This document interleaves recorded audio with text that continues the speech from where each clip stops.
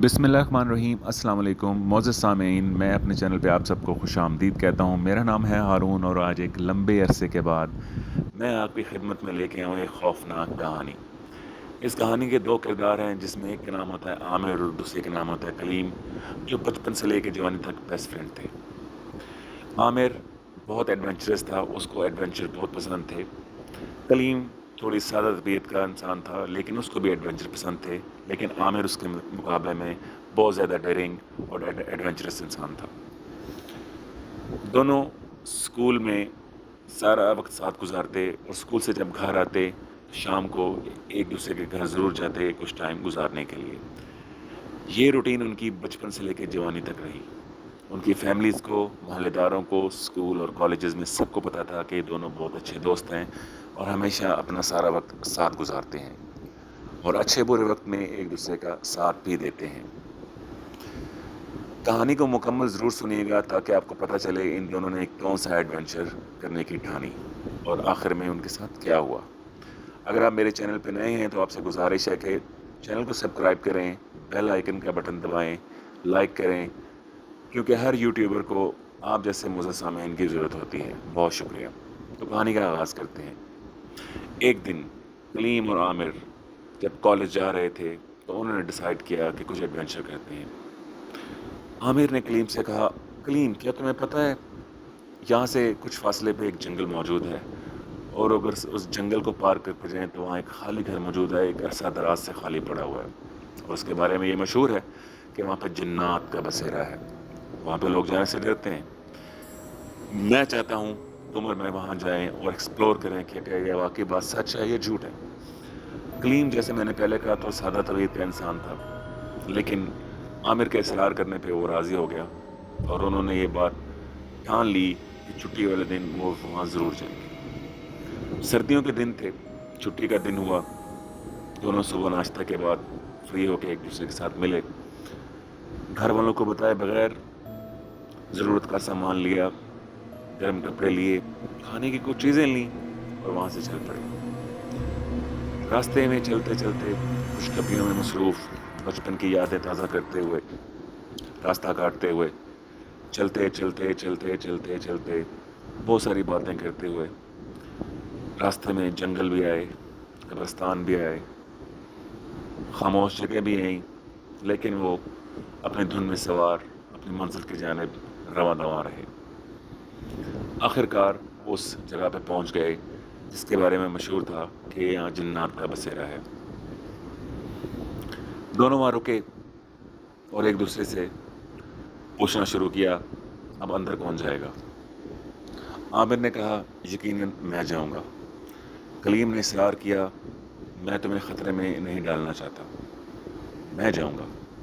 आमिर ने इसरार किया, ये प्लान मेरा था, सो मैं ही अंदर जाऊँगा, तुम बाहर मेरा इंतज़ार करोगे। दोनों में यह बात तय हुई कि अंदर से टॉर्च के ज़रिए थोड़ी थोड़ी देर के बाद सिग्नल दिया जाएगा कि मैं बखैर आफियत हूँ। छोटा सा टेंट कलीम ने वहाँ लगाया और आमिर को अल्लाह के सुपुर्द किया और वहाँ से रुखसत किया।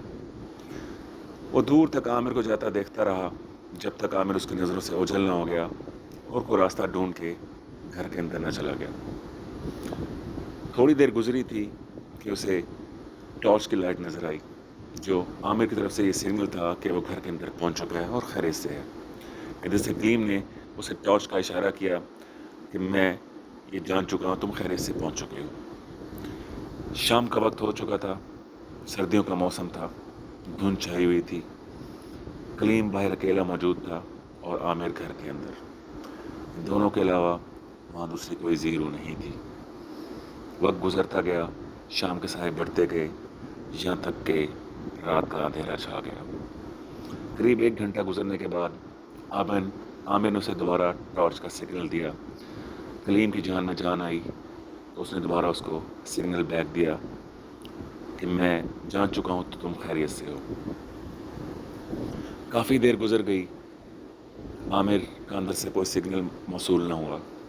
कलीम ये सोच के परेशान हो गया कि ये बहुत गलत काम कर चुके हैं हम, लगता है आमिर किसी मुसीबत में फंस गया है और यकीनन इस घर के अंदर जन्नत का बसेरा है। कलीम نہ چاہتے ہوئے بھی اس گھر کی جانب چل پڑا جس کی جانب عامر گیا تھا، اور کچھ ہی دیر بعد اسی گھر میں داخل ہو گیا تھا۔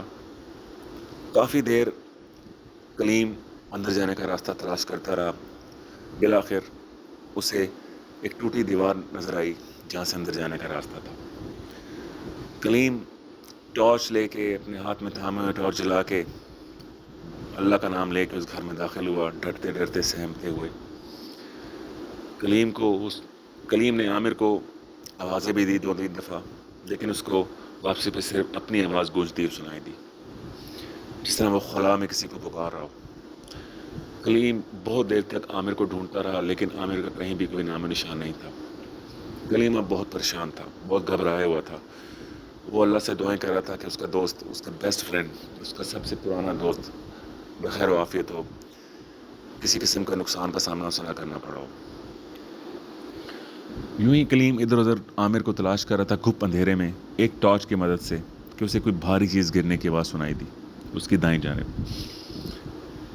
کلیم نے دیکھا تو وہاں سے کچھ چمگادڑیں اسے اڑتی ہوئی نظر آئیں۔ کلیم ڈر کے پیچھے ہٹا، جیسے ہی چمگادڑوں نے جگہ خالی کی، کلیم اس کی جانب بڑھا تو دیکھا اس کا دوست اوندھے منہ فرش پہ گرا پڑا ہے۔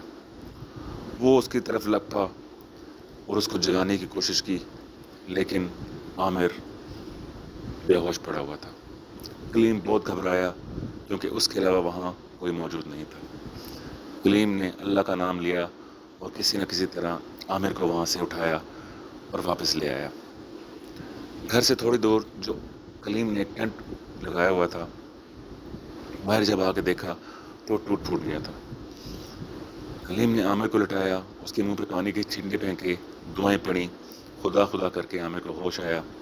جب عامر کو ہوش آیا تو اس نے کہا یہاں سے جتنی جلدی سے سکتا بھاگو، ہماری جان کو بہت خطرہ ہے۔ کلیم نے کہا تم مجھے کچھ بتاؤ تو سی، تم نے وہاں دیکھا کیا ہے؟